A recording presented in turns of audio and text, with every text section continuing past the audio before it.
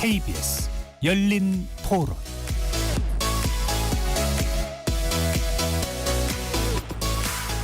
여러분 안녕하십니까?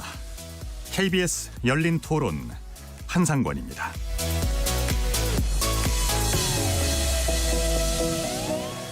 이번 주 금요일 KBS 열린 토론은요, 지적 호기심에 목마른 사람들을 위한 전방위 토크, 줄여서 지목전 토크 시간입니다. 지난해 우리나라의 우울증 환자가 100만을 넘어섰다고 하는데요. 불안장애나 약물 섭취 장애 등으로 범위를 넓혀가면 우리 국민 10명 가운데 1명이 정신적인 문제를 호소하고 있다. 이렇게 얘기할 수 있습니다. 경제적으로야 세계 10위의 경제 대국으로 성장을 했지만 정작 우리들이 느끼는 삶의 만족도, 행복감이 그리 높지 않다는 것을 보여주는 지표입니다. 이런 상황이 되니까 최근에 정부가 국민들의 정신건강을 국가 어젠다로 설정해서 적극적으로 대처하겠다 이렇게 밝혔습니다. 마음의 병을 치유하고 극복하는 길, 지목전 토크 1부에서 얘기를 나눠보겠습니다. 그리고요 2부에서는 자율주행에 대한 얘기를 해보려고 합니다. 서울시에서 세계 최초로 심야 자율주행버스를 도입했죠. 지난 4일 밤 첫 운행을 시작했는데 지금까지 안정적으로 운영이 잘 되고 있습니다. 아직까지 기술적으로나 운행상에 보완할 것들이 많이 있습니다만은 자율주행 교통기관의 확대가 가져올 변화에 우리의 기대감도 점점 더 커지고 있죠. 자율주행 기술의 발전이 우리 삶에 미치게 될 영향과 변화들, 지목전 토크 2부에서 전방위 토크로 진행해 보겠습니다. 살아있습니다. 토론이 살아있습니다. 살아있는 토론, KBS 열린 토론. 토론은 라디오가 진짜입니다. 진짜 토론, KBS 열린 토론. 자, 오늘 함께 해주실 네 분 소개해드리겠습니다. 먼저 나라를 걱정하는 물리학자 이종필 건국대 교수 나오셨습니다. 안녕하세요. 이종필입니다. 안녕하십니까? 냉철한 마음의 탐구자 신경인류학자 박한선 교수 나오셨고요. 안녕하세요. 박한선입니다. 반갑습니다. 규정을 거부한다. 법조인임에도 불구하고 규정을 거부하는 한국여성변호사회 손정혜 변호사 나오셨네요. 안녕하세요. 안녕하세요. 손정혜입니다. 네, 대중문화평론가로 활동하고 계십니다. 강유정 강남대 교수 나오셨습니다. 안녕하세요. 네, 안녕하세요. 반갑습니다. 열린 토론 문자로 참여하실 수 있습니다. 샵 9730으로 의견 남겨주시고요. 정보 이용료가 붙는데요. 단문은 50원, 장문은 100원의 이용료가 있습니다. KBS 모바일 콩과 유튜브를 통해서 무료로 참여하실 수 있고 모바일 콩에서는 보이는 라디오로도 참여하실 수가 있겠습니다. 각기 다른 전공과 개성과 지식을 지닌 네 분의 출연자와 함께 만들어가는 KBS 열린 토론 지목전 토크 지금부터 시작합니다. 자, 오늘 제작진이 정한 주제부터 살펴보겠습니다. 다소 어두운 얘기가 될 수도 있는데요.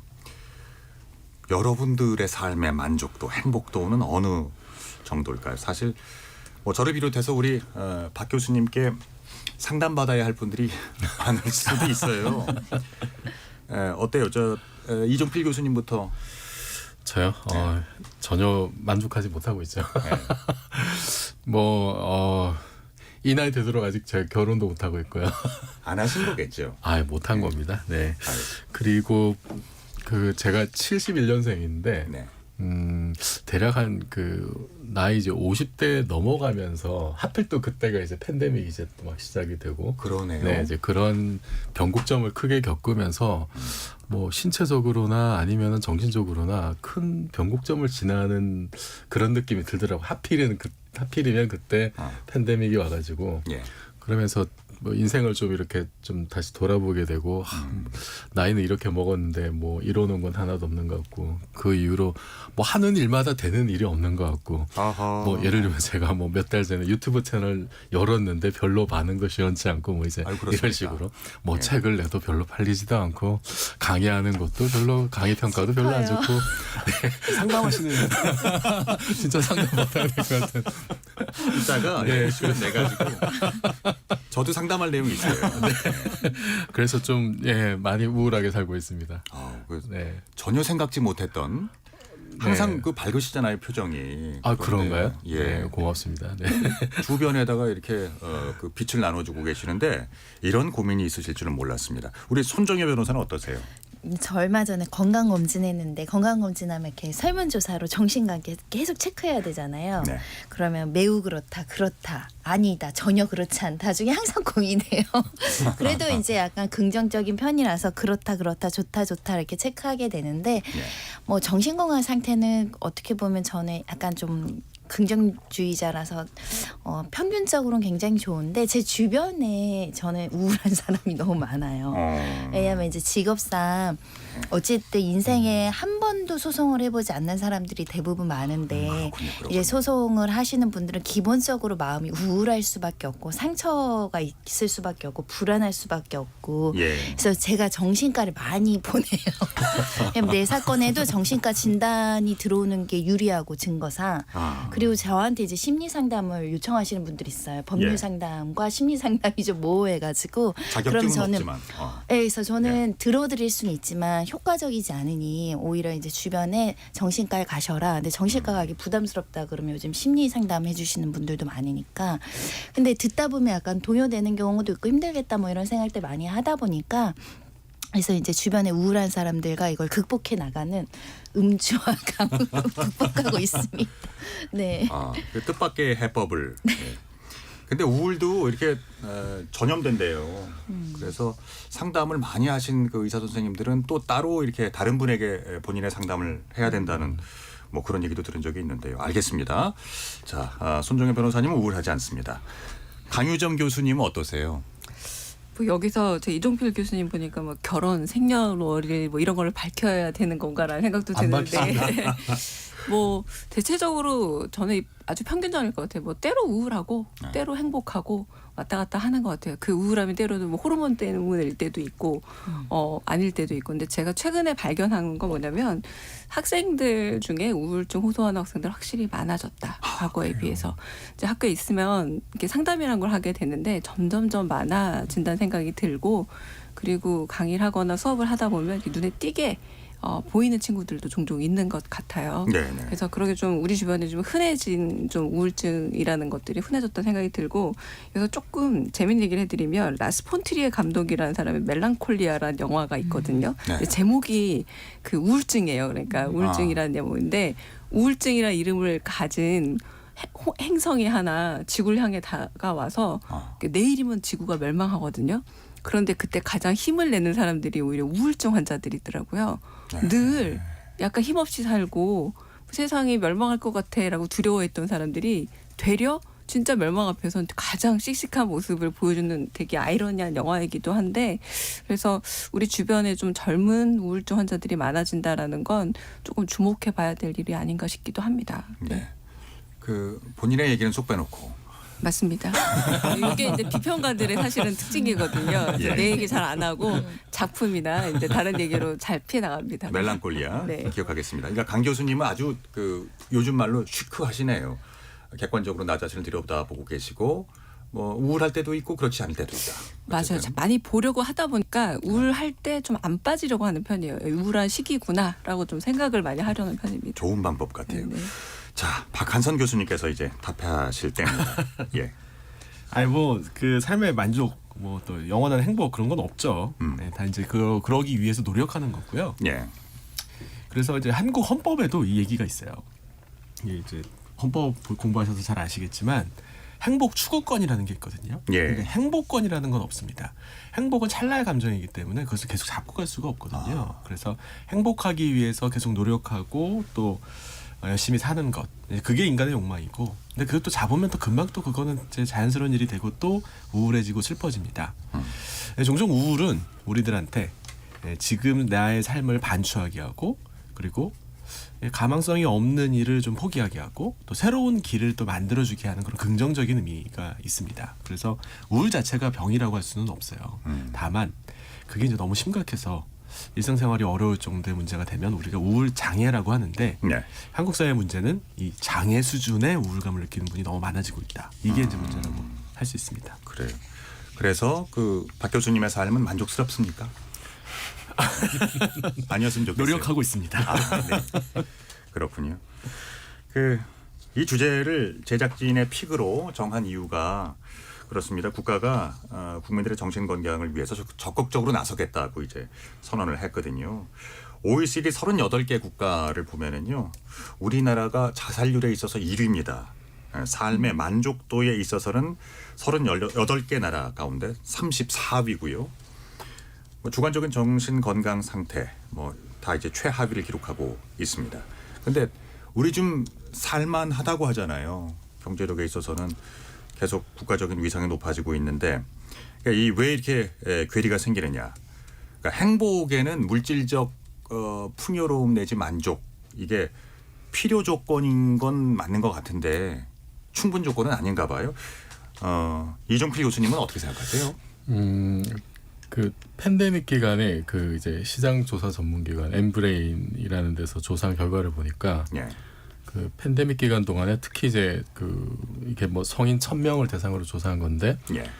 우리나라의 무려 71.6%가 자신이 불행하다고 답변을 했대요. 팬데믹이란 특수한 기간이긴 했습니다만 네, 네.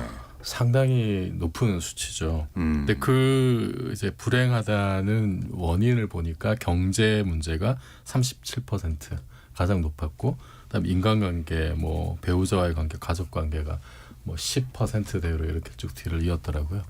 그러니까 역시나 우리나라가 어쨌든 세계 10대 경제 대국이고 네. 요즘은 소프트 파워 한류가 굉장히 또 세계적으로 뻗어 나가고 있지만 여전히 속을 들여다보면은 경제적인 문제가 아직까지도 많은 고통을 주고 있는 것 같고 예. 그리고 지금은 또 물가가 워낙 또 높아지잖아요, 사실은. 그러니까 국가는 잘 되는 것 같은데 개개인의 삶은 굉장히 좀 힘들어지고 있고 방금 말씀드린 그 조사 결과에서 좀 불행하다고 느끼는 어떤 좀 사회 경제적인 이유를 이제 물어보니까 지나친 경쟁. 네. 경제적인 어려움. 그리고 그 당시에는 이제 거리두기를 너무 하다 보니까 소통이 잘 안 된 데서 오는 어떤 불안감이나 이런 것도 있었다고 해요.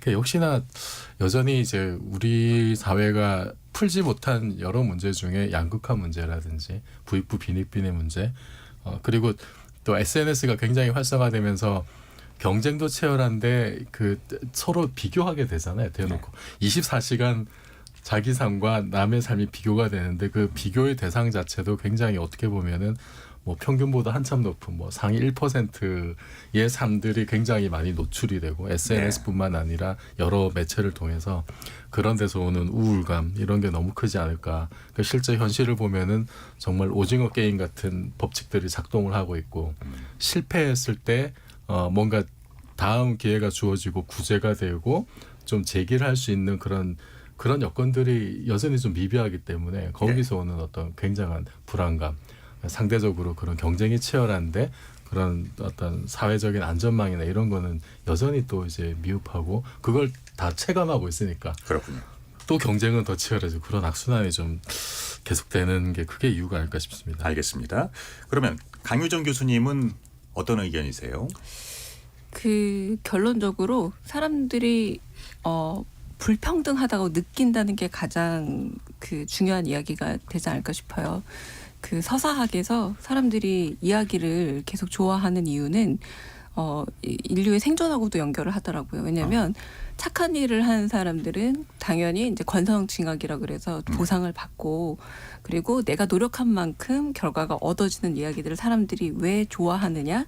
결국 그런 이야기들을 통해서 내가 그렇게 보상을 받을 것이라는, 그러니까 불평등하지 않을 것이라는 막연한 기대감을 갖고 살기 때문에 이 이야기가 아주 오래 시절부터 인류의 이야기로 자리를 잡아왔다고 얘기를 하거든요. 근데 여기 좀 정답이 좀 있다고 봐요. 사람들이 영화를 보든 이야기를 보든 드라마를 보든 결론적으로는 그게 현실적으로 가능하든 안 하든 간에 권선징악이나 인과응보 같은 것들을 원하는 이유가 뭐냐면 결국은 현실보다는 이야기 속에서 불평등을 해소하고 싶어 하는데 많은 분들이 내 삶이 그러면 이 내가 노력한 만큼의 보상을 받느냐라는 질문을 하게 된다면 그렇지 않은 듯하다라는 대답이 저는 이 삶에 대한 불만족 것이 결국 답이 되지 않나라는 생각이 들어요. 그래서 그런 어떤 것들이 높아지고 있다라는 거. 그래서 제가 하나의 좀 저는 그렇게 말씀하시는 분들이나 내 주변에서 말씀하실 때 좀 소설이나 영화나 드라마 많이 보시라라고 권하는데 아주 오래된 얘기인 안톤 체홉 러시아의 작가죠. 예. 의사이시기도 하고 소설가이시기도 했던 안톤 체홉의 지루한 이야기라는 단편 소설이 있는데 뭐라고 얘기하냐면 원하는 것을 말해봐 네가 어떤 사람인지 말해줄게라는 대사가 등장해요. 근데 가만 보면 제가 요 질문을 가끔 해보면 사람들한테 원하는 게 뭔지 잘 모르세요. 내가 불면스럽다 내지는 불평등하다라고 대답은 많이 하시지만 정작 원하는 게 뭐야 라고 물었을 때 아니면 원하는 게 뭐세요 라고 물으면 굉장히 오래 뜸을 들이고 답을 못하는 게 의외로 굉장히 목적지향적 삶을 사시지만 목표는 없는 삶이 많으시더라고요. 근데 그 목표랑 목적은 좀 다른데 네. 요게 좀 행복론의 실체가 많이 돼야 되지 않나 생각을 저도 종종 해요. 저 자신한테도 묻고 너 뭐를 원하니? 네가 원하는 게 뭐니? 라고 했을 때 단순히 우리 아까 오징어 게임도 얘기했지만 그 결론 조금 스포일링 해버리면 돈을 따는 목적을 달성했지만 정말 하고 싶었던 목표는 잃어버린 주인공이거든요. 근데 그게 이제 행복하냐 물었을 때 이런 질문들을 할 수 있는 좀 여유가 있어야 되는데 많은 분들이 책을 읽기 싫어서라기보다 이게 좀 여유가 없다고 생각하시는 분들도 많은 듯해서 좀 그런 여유를 찾아가는 과정도 좀 이런 좀 우울증 극복하는 과정과 함께 갈 수 있지 않을까 하는 생각도 좀 해봤습니다. 우리나라의 그 자살률 보면 2018년 이후로 지금 몇 년째입니까? 8, 9, 10, 11, 12, 13. 6년째 OECD 1위입니다. 1위. 그러니까 이제 OECD 평균이 10만 명당 10.6명인데 우리나라가 10만 명당 25.2명이에요. 2.5배가 높은 거예요. 삶의 만족도가 높지 않은 것과 뭐 이제 같은 맥락이겠죠. 박한선 교수님. 네. 그렇습니다.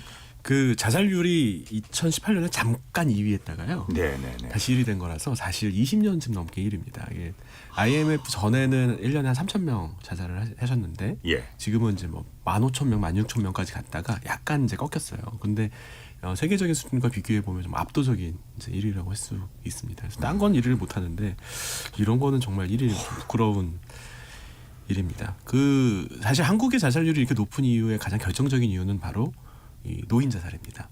네. 노인 자살은 정말 비교 타의 추종을 불허할 정도로 아주 높습니다. 그런데 사회적으로 노인들에 대한 관심은 적어요. 예. 이 청소년이 문제가 생기면 사람들이 관심 많이 가지거든요. 60, 70 먹으신 분들 고립되고 고독사하고 뭐 이런 것들에 대해 사회적 관심은 그렇게 높지 않습니다. 그런데 문제는 최근 노인 자살률이 조금 줄어들고 있어요.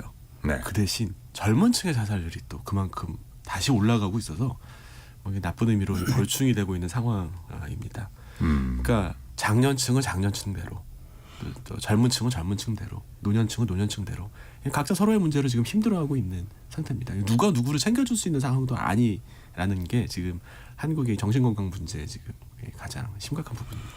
예. 정말 제가- 저 소설 같은 얘기 많이 만나시잖아요, 변호사님은요. 그러니까 사실은 저는 현장에서 좀 울적할 때가 있는데 젊은 애들이 죽는 거예요.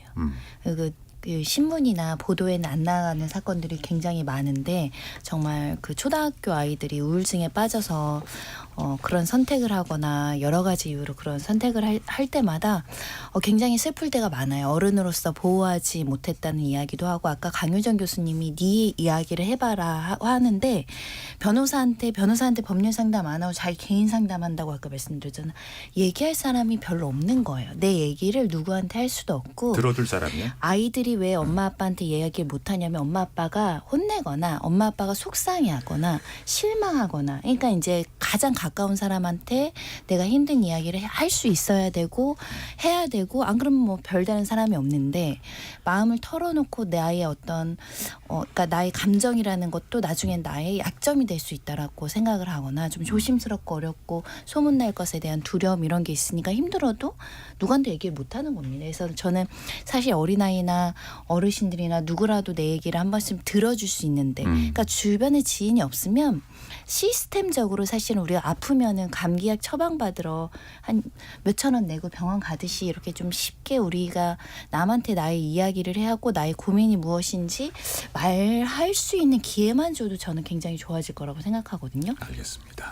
근데 그런 비용이 굉장히 비쌉니다. 예. 예, 그런 점들도 말씀드리고 싶네요. 아까 그 이종필 교수님께서 코로나 시절의 우울 여기에 대해서 잠깐 말씀해 주셨는데요. 그 이 교수님께서 예로 드신 그 여론조사라는 게 엠브레인이 네. 지난 2020년 7월 만 19세에서 59세 사이에 성인 남녀 1,000명을 대상으로 실시한 조사입니다. 정신건강 코로나 블루와 관련한 내용인데요.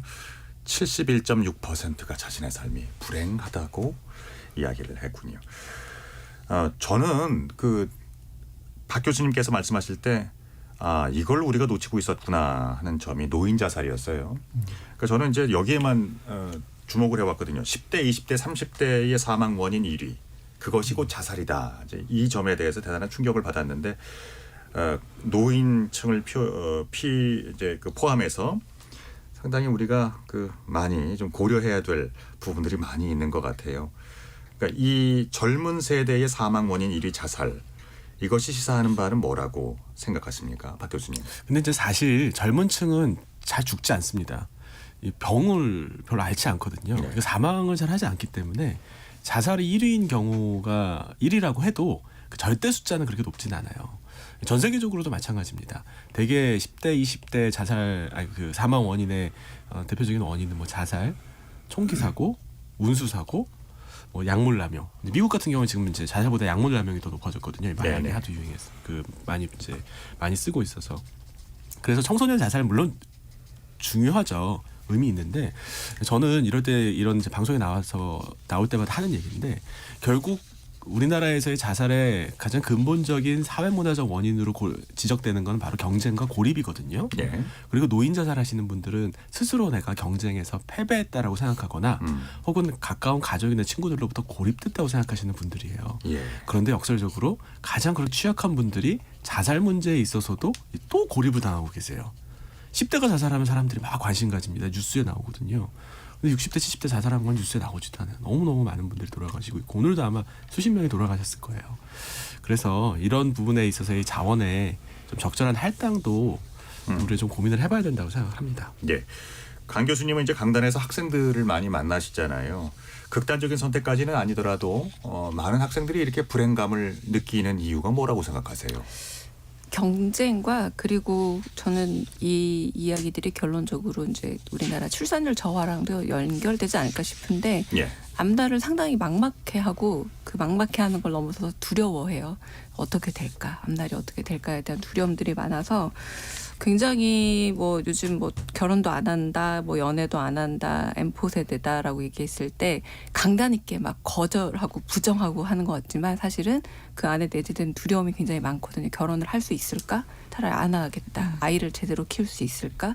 차라리 안 하겠다. 이런 식의 부정적인 태도들이 많이 될 수밖에 없다면 저는 아까 노인 자살률과도 연결된다고 생각하는데 이제 결국은 또 사회복지의 문제랑도 연결이 되지 않을까. 이런 이야기들을 좀 가볍게, 그러니까 병원이란 문턱을 넘는 게 생각보다 쉽지는 않아 보입니다. 정신 문제로. 예. 그랬을 때 가볍게 좀 임상적으로 상담을 하고 또 노인분들도 외로움을 나누고 하는 사회와의 연결망을 좀 유지해 주는 게 사회복지의 문제라면 많은 분들이 주변에 이런 복지의 손길 있다라고 느끼지 못하더라고요. 이렇게 외로움을 호소하거나 정신적 고통을 호소할 때. 예. 그래서 이런 부분 문제들은 좀 더 확실히 좀 더 우리가 접근성을 용이하게 하는 게 중요하다. 왜냐하면 아까 말씀드렸던 것처럼 의외로 또 비슷한 이런 문제들이 있어서 일본 세대들은 일본에 우리 20년, 30년 앞서간다는 얘기를 많이 하잖아요. 유명한 책 제목 중에 하나가 절망의 나라의 희망의 청년이라는 제목의 책이 있거든요. 일본 친구들은 너무 또 낙관적인 거예요. 잘 되는 거 아무것도 없고 하면 또 하루만 살면 돼라고 생각하는데 저는 그래서 그 책을 읽을 때가 한 15년 전이었어요. 그래서 우리도 한 15년 지나면 되려 반등을 해서 자살률이 되려 낮아지고 극단적인 희망주의가 올려나 했더니 그건 또 영 다르게 가는 거예요. 근데 그 책은 어떤 내용이었어요? 간단하게. 그러니까 오히려 내가 할 게 없고 더 나아질 게 없다 보니까 모든 걸 하루만 살면 된다. 그러니까 니트족이라 부르는 아르바이트를 하면서 살아가기도 하고 미래에 대한 장기적 희망을 아예 세우지 않으니까 오히려 극단적으로 낙천적인 젊은 기대감이 세대들 아예 다 네, 없어졌기 맞습니다. 때문에 아예 없어져 버려가지고 그 대신에 굉장히 정치 참여율도 낮아지고 사회에 대한 적극적 관심도도 낮아지는. 근데 우리는 여전히 관심도도 높고 하지만 세상에 대한 어떤 절망감도 여전히 유지된다라는 게 이 부분에선 제 예상과는 좀 틀리기도 하고 한편으로는 이건 굉장히 중요한 문제고 누가 그런 표현 썼더라고요. 한국이 출산율 저가 이 정도 간다면 거의 집단 자살이라는 표현을 여기서 쓰더라고요. 집단 자살과 다를 바 없다. 점점 낮아지게 된다면 그렇다면 결국 희망을 주는 문제와 연결되지 않을까라는 생각도 저는 들긴 합니다. 검색을 해봤더니 후로이치 노리토시라는 맞습니다. 저자 맞습니까? 네네네.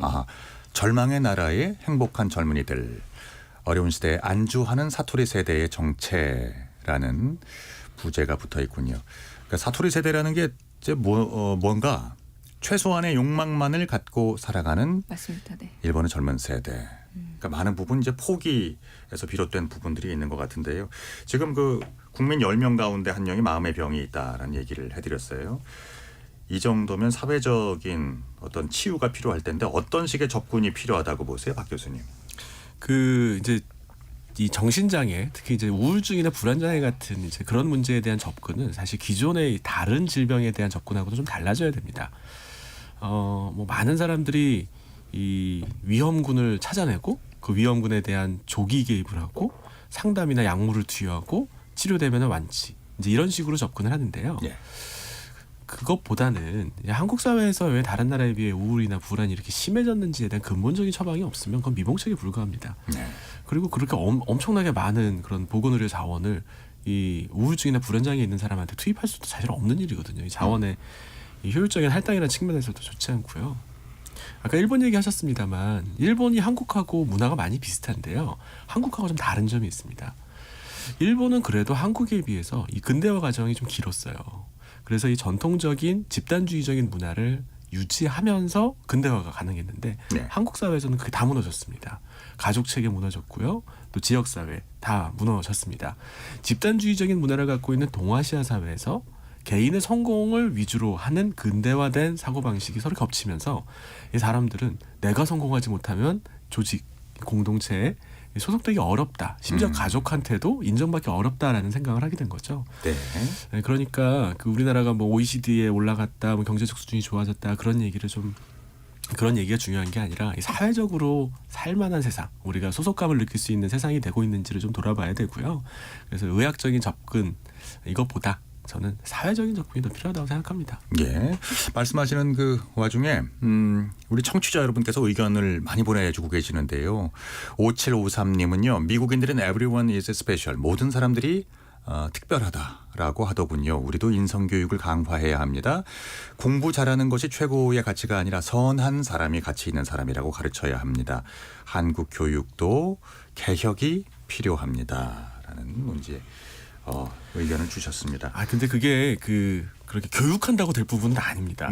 사람들은 다 특별해. 너는 네가 잘 사회적으로 성공하지 못한 거 가도 괜찮아라고 캠페인하고 학교에서 가르친다고 해서 바뀌지 않습니다. 한 사회가 가지고 있는 문화적인 특징이라고 하는 건, 문화적인 경향이라고 하는 건 아주 긴 역사적 전통이 있거든요. 예.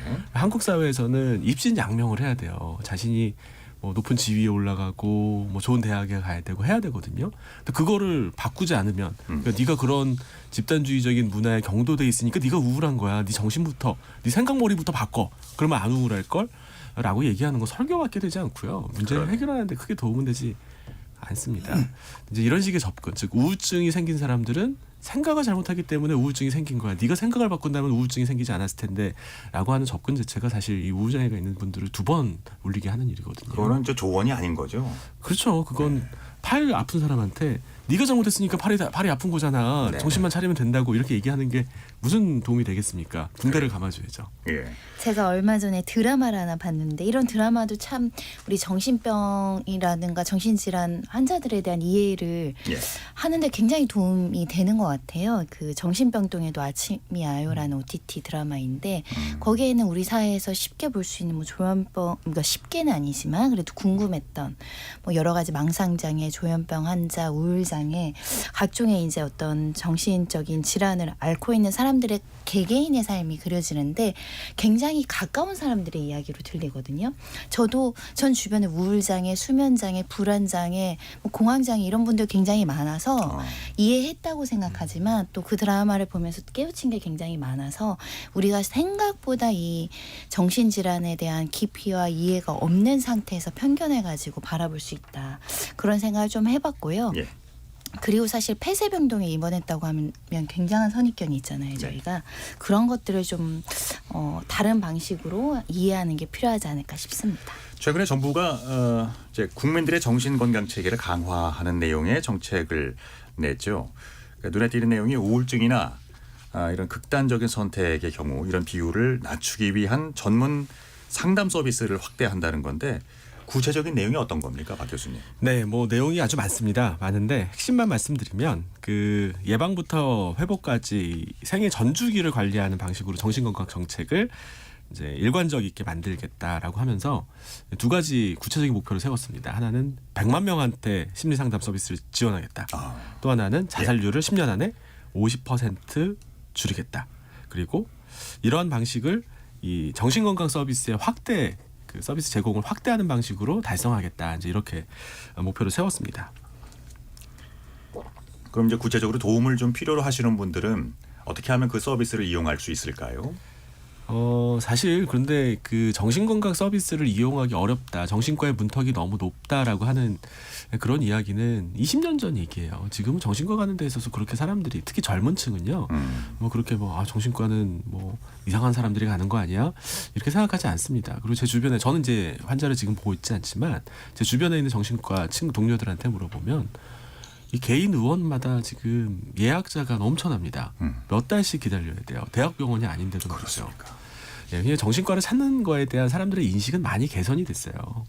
그래서 제가 앞서 말씀드린 것처럼 물론 정신과 서비스 필요한 사람들한테 충분히 제공해 줘야 되나 이 의료 서비스 제공을 늘리는 방식으로 사람들의 정신건강 문제를 해결할 수 있을 것인가 그거에 대해서는 전 좀 미온적인 지금 그 통계를 보면 우리나라의 정신건강 서비스 이용률이 12.1%로 나와 있거든요. 그러니까 그전보다는 많이 좋아졌으나 뭐 이런 거겠죠. 사회적인 시선이 두려운 분들도 계실 수 있고 심리적인 벽이 있기 때문일 텐데 이런 분들을 위해서 한 말씀 좀 해주시죠.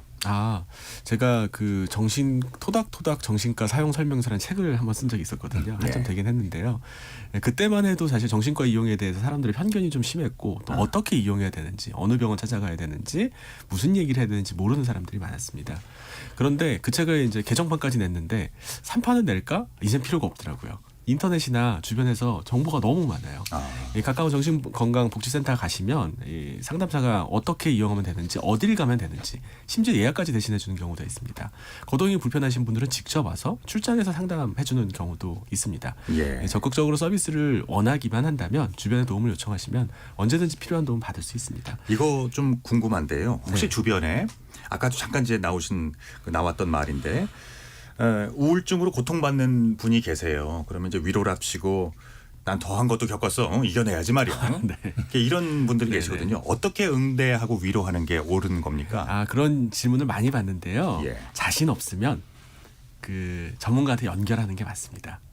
정신건강의 어려움을 겪는 분들한테 어떤 식으로 응대를 하는지를 한두 마디 어떤 조언을 어떤 가이드라인을 통해서 해결할 수 있으면 얼마나 좋겠습니까? 그런데 그럴 수 없으니까 이 전문적인 교육을 받는 사람들이 있는 거고요. 그래서 그러면 병원에 가보는 게 좋겠다라고 얘기하는 게 좋습니다. 그런데 뭐 몸이 아프다고 하면 사람들이 병원에 가라고 해요. 근데 이 정신적인 문제에 대해서는 다들 정신과 의사입니다. 다들 이렇게 하면 돼, 저렇게 하면 돼, 뭐 음주 가무를 해, 뭐 어디 여행을 가봐. 또 추천하고 싶으세요, 음주 가무? 가무는 모르겠지만 음주는 아닙니다. 음주가 더 문제됩니다. 그래서 요즘 서비스 받을 곳이 많으니 보건소라든지 가까운 병원에 가보는 게 좋겠다. 요즘 정신과 그렇게 문턱 높지 않고 가도 문제 안 된다. 알려주고 갈 수 있도록 권해주는 것. 그게 주변 사람들이 주변에 이제 그 정신건강 문제로 힘들어하는 분들을 위해서 해줄 수 있는 일반인의 가장 좋은 도움이라고 생각합니다. 박영애님께서 메시지를 보내주셨어요. 우울하다고 느끼는 모든 분들에게 영화 개춘할망 중에 나오는 대사를 들려드리고 싶어요. 세상살이가 힘들고 지쳐도 온전한 내 편 하나만 있으면 사라지는 게 인생이라고. 내가 네 편 해줄 테니 너는 너 하고픈 대로 하고 살아라. 아우. 네. 마음을 때리는데요. 참 그렇습니다. 그 본인이나 나의 주변 사람들 그리고 마음의 병을 앓고 계신 분들을 위해서 해주고 싶으신 어떤 뭐 위로나 조언의 말씀, 뭐 어떤 게 가능하리라고 생각하세요, 이제 이 교수님? 저도 사실 이렇게 주위 사람들한테 먹고 살기 힘들다 그런 얘기하면은 어떤 분들은 잘 들어주시는데 어떤 분들은 아니 네 정도 되면서 왜 먹고 살기 힘들다고 하냐. 그러니까 배부른 소리 하는 이런 식으로 이제 예. 말씀하시는 분들이 많아요. 네. 듣고 보면 그럴듯한데 그게 이제 저를 위로하기 위해서 너 정도면 잘 살고 있다라는 취지로 말한 것 같은데 듣는 제 입장에서는 그게 위로가 안 되거든요. 이게 나만의 어떤 또 다른 고민들도 있는 거고 힘든 점도 있는데 그래서 그런 거는 정말 이제 내 편이 돼서 일단은 공감을 해주는 그런 사람들이 주변에 좀 더 한 명이라도 더 많았으면 하는 생각이 들 때가 있어요. 그래서 이렇게 어설프게 위로를 하는 것보다는 그냥 일단은 잘 들어주는 사람이 주변에 있는 게 그런 사람을 이렇게 한 명이라도 더 만드는 게 좋지 않을까라는 생각이 들고 네.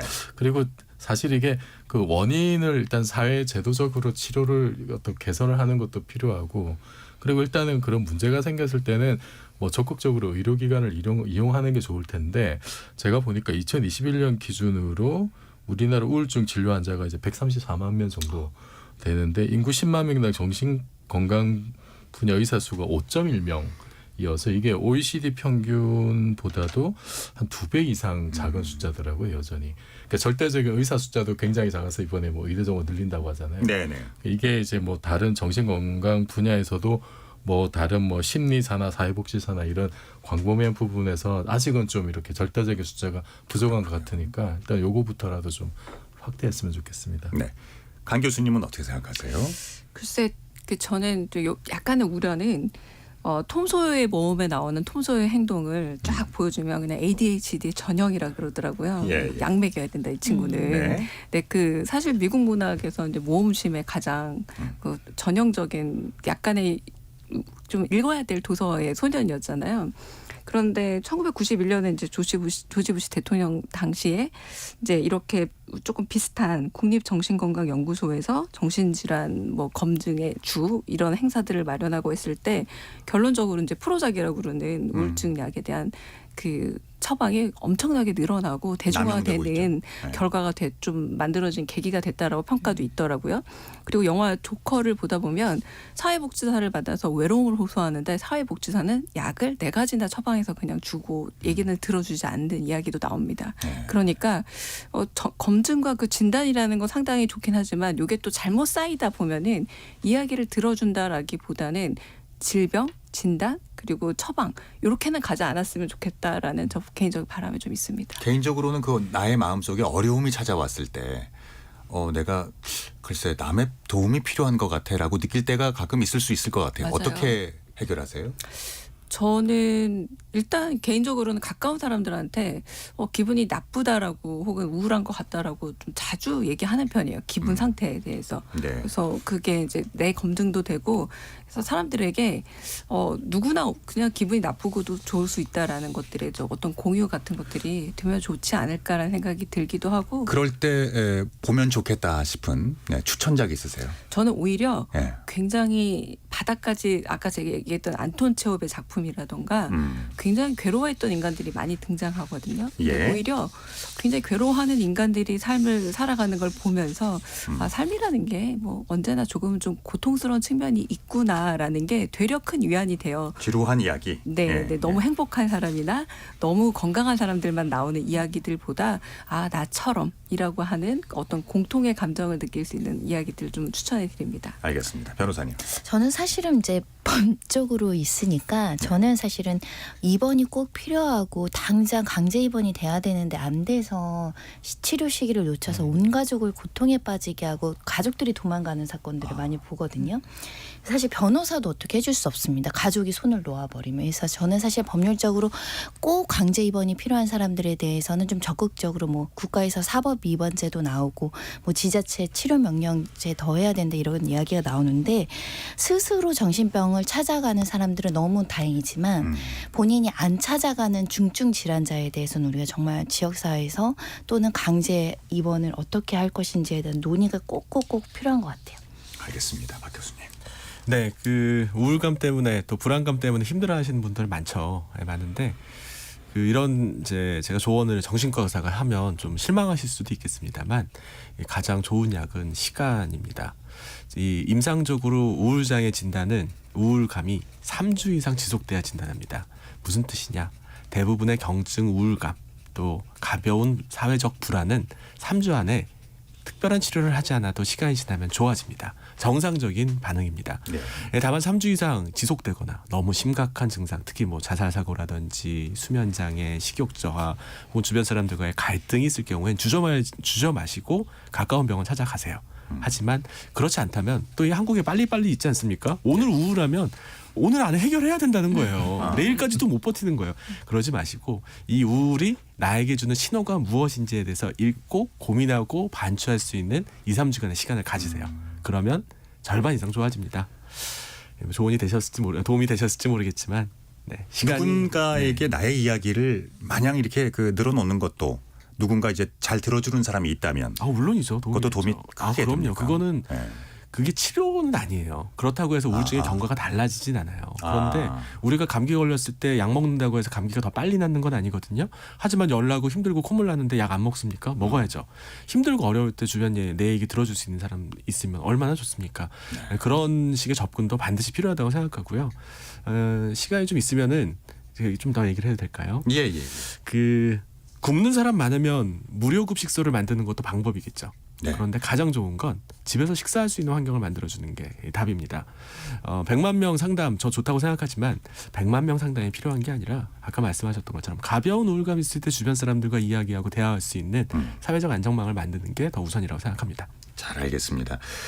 우울한 대한민국 OECD 자살률 1위 그 오명을 벗으려면 어떤 해법이 필요할까? 우리 네 분의 전문가를 모시고요. 이야기를 나누고 있습니다.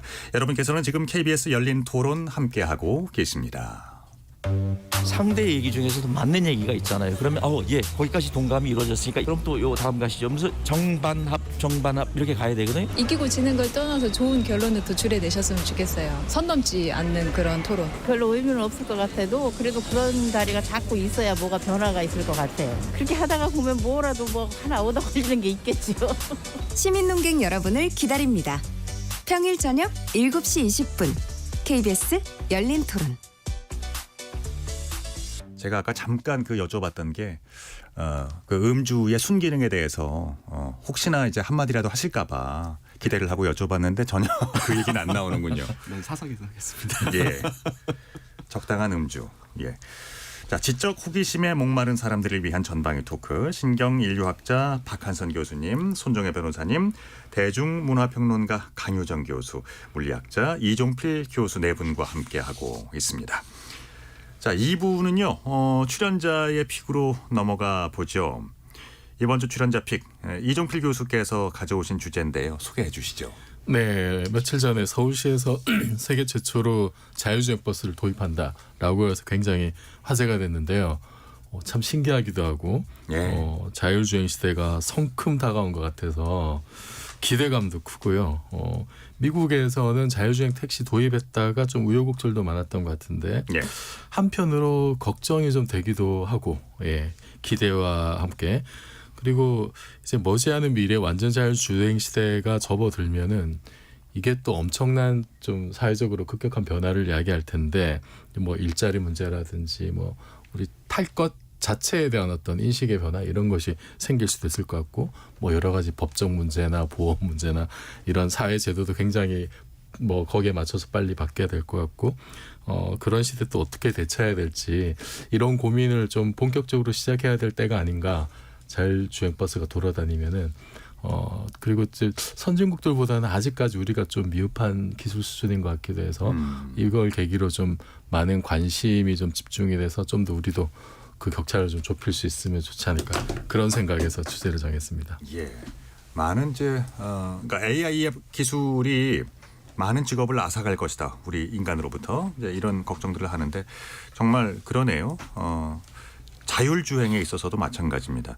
서울시에서 이게 세계 최초로 자율주행 버스를 운영한다는 소식 들으셨을 텐데 이 소식을 접하는 많은 그 느낌이 있으실 것 같아요.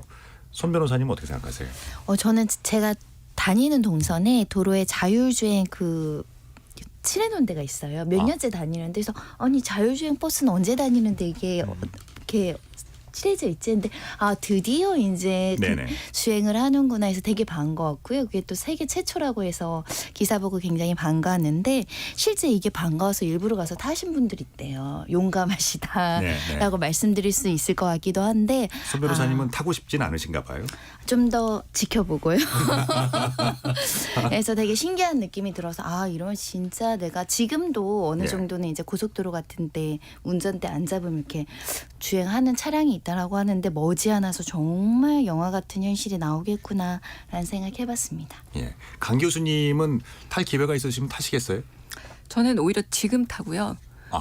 되게 보편화되고 일상화되면 상용화되면 잘 타지 않을 것 같아요. 왜냐하면 이 안전에 대한 그런 부분이 좀 치안 문제를 비롯해서 여러 가지 좀 생각이 드는데 첫 번째는 최근에 이제 키오스크가 일반화되면서 두 가지 문제가 생겼잖아요. 노년층의 소외와 키오스크를 잘 사용하기 어려운 세대들 그리고 두 번째는 전혀 장애 우호적이지 않아서 이를테면 어떤 장애를 가지신 분들이 뭐 접근했을 때 여러 면에서 접근도가 떨어진다는 얘기를 들었을 때 이 자율주행이 만약 우리에게 상용화되었을 때 지금 키오스크가 거의 상용화되어 가고 있는 상황에 이 문제들이 해결돼서 될까라고 생각을 한다면 아무래도 이 사람이 없는 상황에서 만약에 이 자율주행 버스에 나와 남 모르는 사람 단둘이 있는 상황은 전 너무 이렇게 영화적 상상력이지만 공포스러울 것 같다는 생각이 드는 거예요. 기사분이 특별한 역할을 해주진 않겠지만 누군가 사람이 있다라는 안정감. 그래서 저는 되려 지금은 호기심에 타볼 수 있다.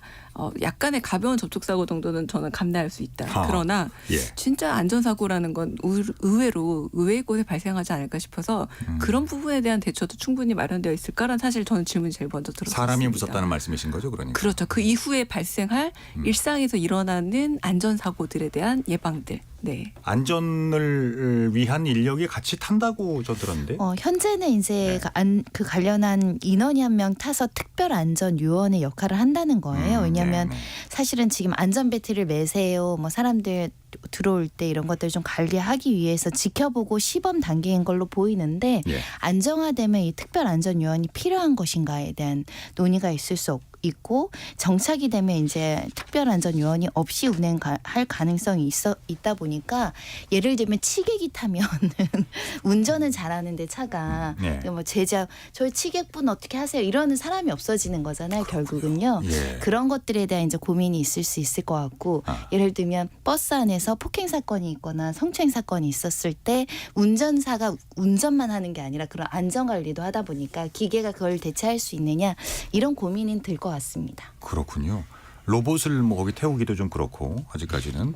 그리고 만약에 사고가 발생한다거나 했을 때 그 책임의 소재 문제 이것들도 좀 뭐 보험 문제 생길 수 있죠.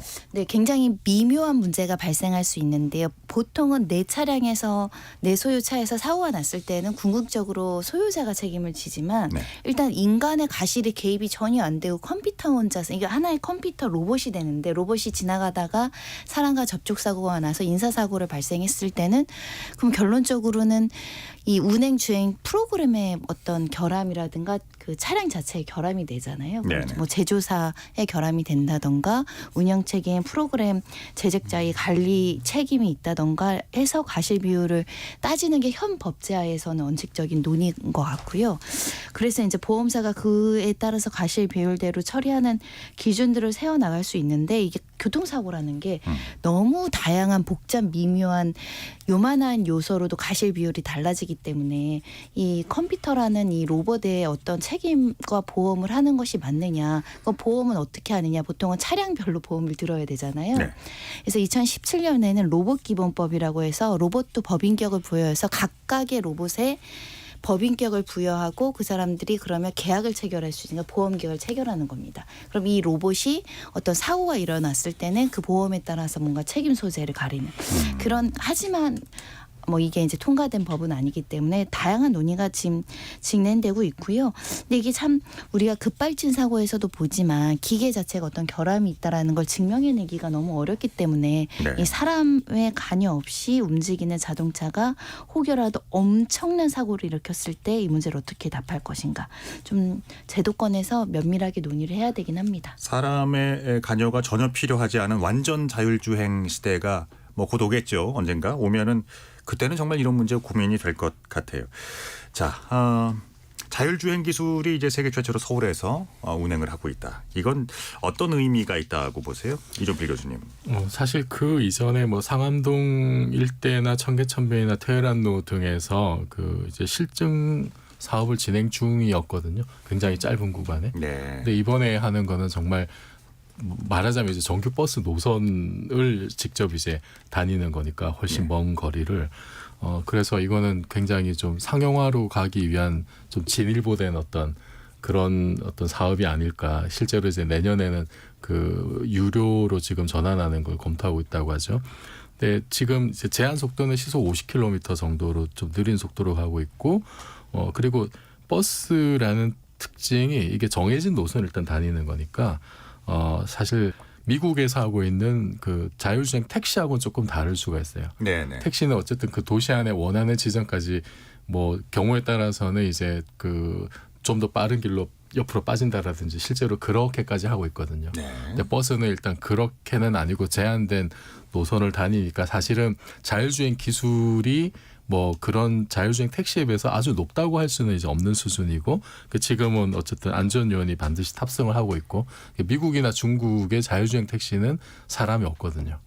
네, 그런 좀 차이점이 있긴 합니다. 차이점이 있긴 하지만 어쨌든 공공교통 수단에 이런 기술을 처음 도입해서 시범 운행한다라고 하는 것 자체가 좀 어떤 상징적인 의미는 있을 것 같고, 이걸 계기로 우리나라도 좀 본격적으로 자율주행 경쟁에 또 상용화에 이렇게 좀 뛰어드는 계기가 되지 않을까. 분명히 이거는 모빌리티 산업 전체에 분명히 이제 게임 체인저가 될 것이 뭐 명확한 문제이고, 그리고 이게 그냥 지금 이제 심야버스의 도입이 먼저 되고 있는데, 사실 만약에 그런 기계가 이렇게 도입이 된다면은 인간에게 굉장히 좀 힘들거나 혹독한 조건에 먼저 기계가 도입될 가능성이 많잖아요. 네. 그런 조건 속에서 또 운송 수단에 먼저 이렇게 투입이 되면은 안전 문제라든지 뭐 이런 것도 좀 개선될 여지도 많지 않을까. 예를 들면은 한때 이제 좀 상당히 그 사회적인 문제가 됐던 것이 이제 트럭 운전하시는 분들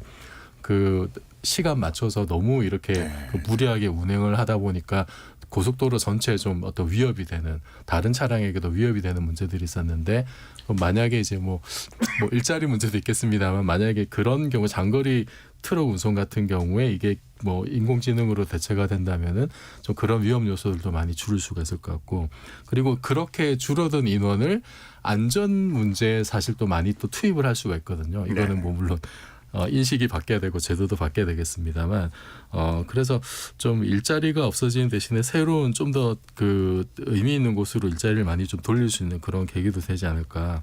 그래서 마차나 인력거 시대에서 자동차로 갈 때의 변화만큼이나 획기적인 변화가 생길지도 모른다. 그런 좀 기대감을 좀 일단 저는 가져봅니다. 그 미국의 한 혁신적인 전기차 기업 아시잖아요. 이 전기차 기업을 어떤 이제 상징으로서 좋아하시는 그 팬덤이라고 해야 되겠죠. 그 많은 팬들이 있는데, 이런 분들은 이 회사의 그 FSD 완전 자율주행에 대해서 그 비전에 대해서 대단히 신뢰를 갖고 계시더라고요. 그러니까 그 기술에 대해서 기대가 높다는 건데, 실제로 이게 완전 상용화, 완전 자율주행이 가능해진다면 어떤 게 가능해질 것 같아요, 강 교수님? 글쎄, 어렸을 때 영화에서 봤죠. 저는 제일 먼저 봤던 영화는 이제 폴 버벤 감독의 토탈 리콜에 나오는 그 아놀드 슈왈제네거가 도망가면서 이제 택시기사. 택시를 탔더니 네. 굉장히 조악해 보이는 인조인간 네. 그 택시 기사가 있죠. 근데 그 알고리즘에 들어가 있는 말만 이해를 하다 보니까 약간 돌발 상황에서 뭐 빨리 가라던가 목적지를 뭐 제외하고 다른 말을 먼저 했더니 말을 못 알아들어서 아놀드 슈왈제네거가 결국 어떻게 하면 뽑아버리거든요. 예. 뽑아버린 장면이 나오는데 굉장히 좀 신기한 장면이긴 했었습니다. 근데 이런 것들이 실현되는가라는 굉장히 좀 두근거림이 있죠. 그리고 아니 1960년대에 벌써 달나라까지 갔는데 그때 90년대 영화를 볼 때 마음은 정말 제가 2000년대 정도 되면 저렇게 자율주행 자동차 택시 정도는 일반화될 거라고 상상하면서 봤던 시절이 아니었을까 싶은데 이게 우리 지금 얘기하고 있는 것처럼 생각보다 굉장히 복잡한 여러 가지 뭐 법제적 문제, 윤리적 문제, 그리고 뭐 노동의 문제, 안전의 문제 복잡하더라. 그러므로 굉장히 궁금한데 한편으로는 이 버스라는 게 저한테 약간 예외이기도 했어요. 예상 가능한 경로를 간다는 점에서는 컨베이어 벨트처럼 충분히 가능한 얘기지만 네. 수많은 다중에 되게 불특정한 또 승객들이 탄다는 점에서 택시보다는 또 너무 예외 변수가 많은 게 아닌가라는 점에서 저는 좀 이게 기대하고 있습니다. 어떤 결론들이 오게 될지 좀 기대하고 있는 상황입니다. 기술적으로 말이죠. 완전 자율주행이라는 게 가능한 거예요, 이 교수님? 가능하다고 생각하는 사람들이 기술 개발을 하고 있죠. 그러니까 시비는 아직까지는 많은데요. 뭐 가불가에 대해서 언젠가는 될 거라는 예상들이 많고요. 근데 이제 시기에 대해서는 좀 논란이 있죠. 지금 이제 그 자율주행 레벨이 0단계부터 5단계까지 있는데 예. 5단계가 사람 개입이 전혀 필요 없는 어떤 제어 장치 필요 없고 SF 영화에서 봤던 이제 그 수준이 5단계인데 예. 지금 그 미국에서 운행하는 자율주행 택시 같은 경우에는 4단계 정도로 보고 있습니다.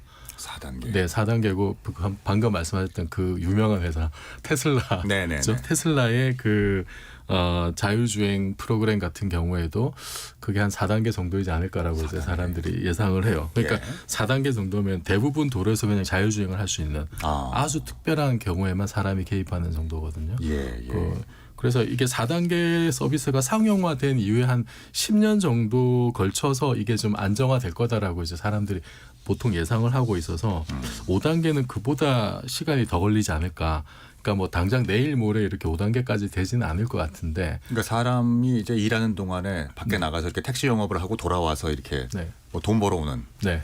그러니까 그거 자체는 좀. 네.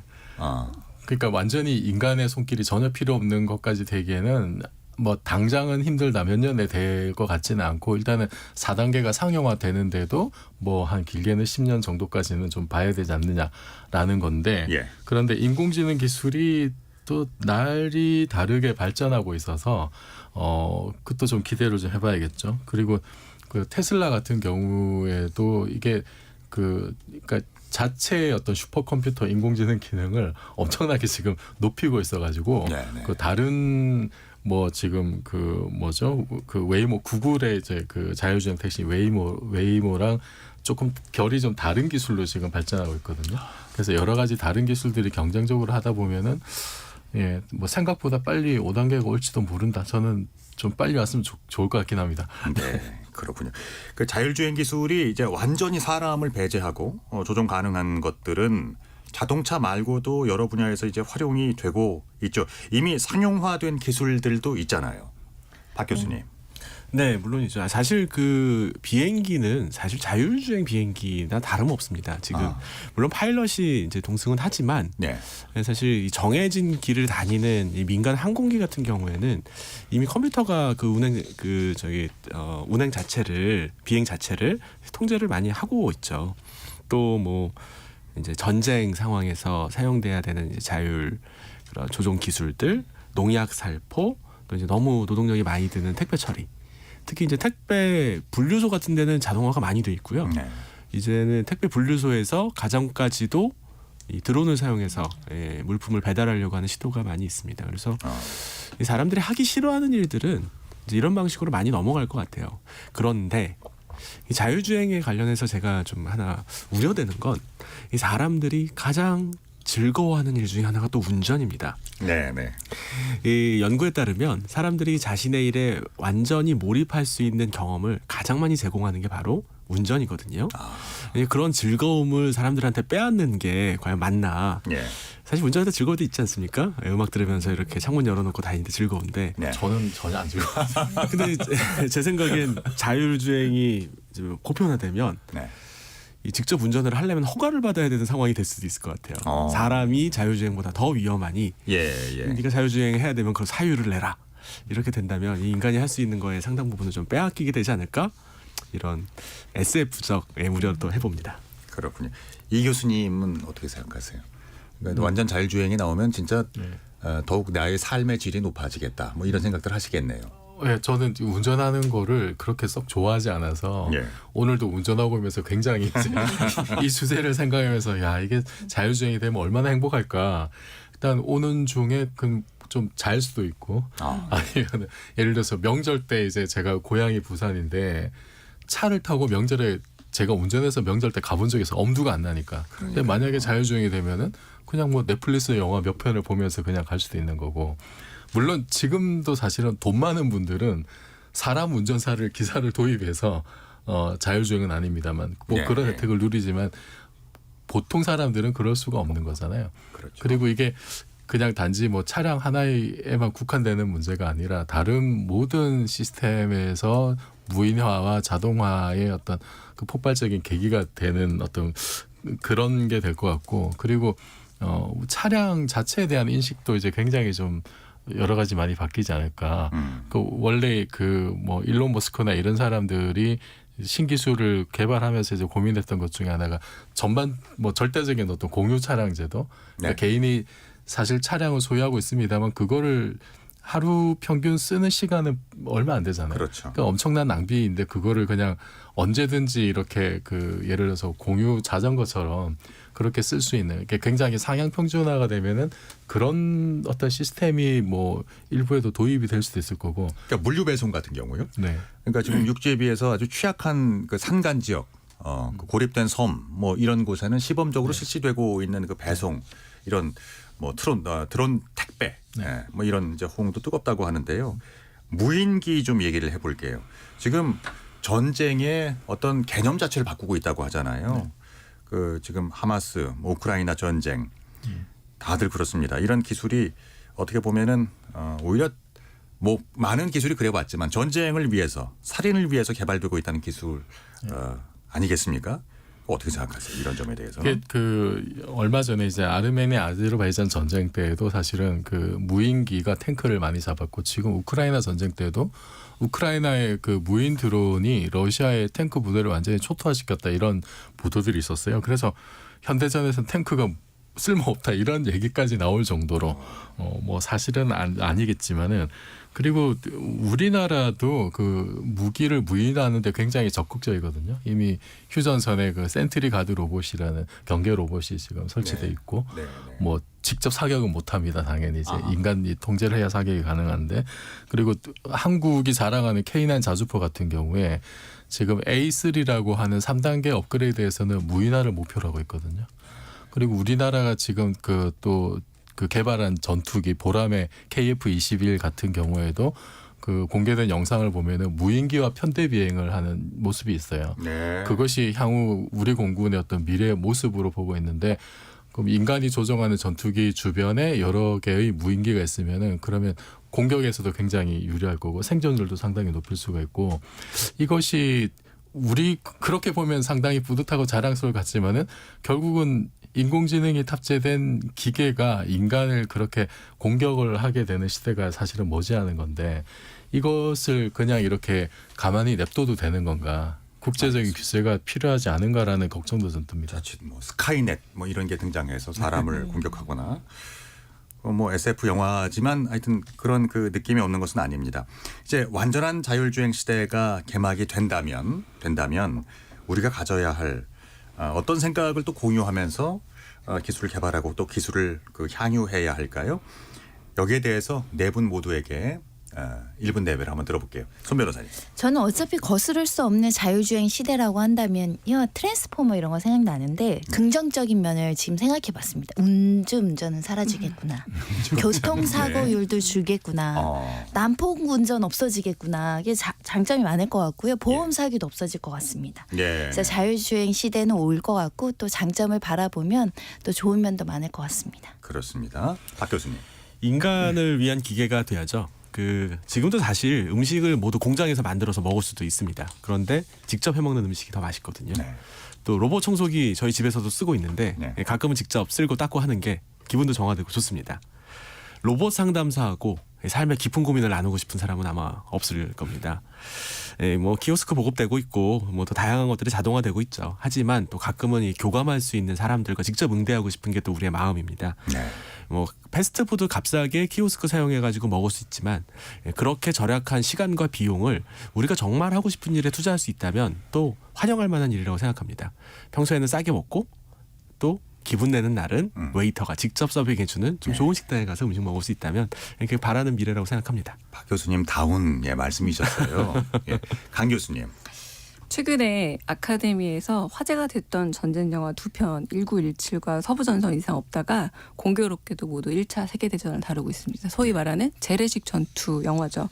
왜냐하면 라이트 형제가 1903년에 비행기를 발명하고 나서 1920년대에 일어난 1차 세계대전 바로 투입이 돼버리거든요. 그러니까 무기화가 굉장히 빠르지만 우리가 전쟁 영화를 보는데 지금 드론 전쟁을 벌이고 있는 이를테면 우리가 CNN을 통해서 봤던 그런 전투 영화들을 영화로 보지 않는 이유는 전쟁이 주고 있는 그런 참상을 사람들에게 공감 효과로 주기 위해서는 오히려 가까운 데서 벌어지는 전투 영화가 전쟁에 대한 진짜 각성 효과를 불러일으키기 때문에 되려 이렇게 영화가 발전한 21세기에 20세기 초에 재래식 전투 영화가 더 각광을 받고 있는 거죠. 이 말은 뭐냐면 결국은 사람이 먼저 아닐까요? 이게 기계가 아무리 발전해서 사람의 삶을 도와준다고 하지만 저도 박 교수님 의견에 동의하는 게 결국엔 사람의 삶에 좀 더 풍요로워지는 방향으로 가면 좋겠다라는 생각이 듭니다.